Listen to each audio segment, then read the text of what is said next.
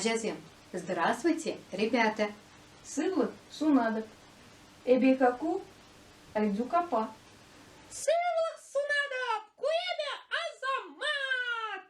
Дорогие ребята, тема сегодняшнего занятия по изучению чуварского языка Манан Кельшурт. Мой дом. А мои помощники Альтукапай и Азамат, как всегда, рядом со мной.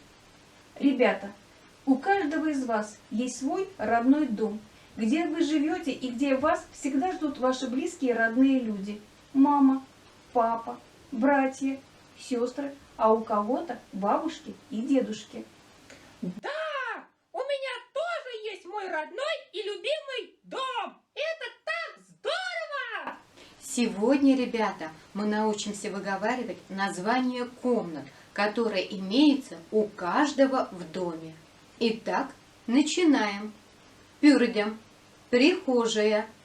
Щуртра – пюрдямбур. В доме есть прихожая. Тебель, кухня. Щуртра, тебель, пур. В доме есть кухня. Ачабыча пюляме, детская комната. Щуртра, ачабыча пюляме вор. В доме есть детская комната.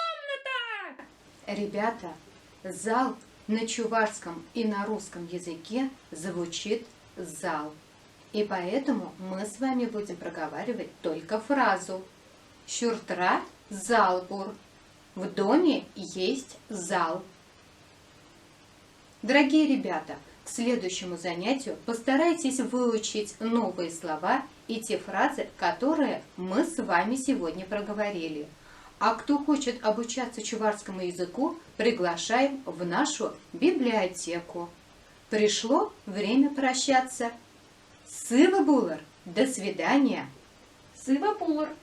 Сыва булар, адизем!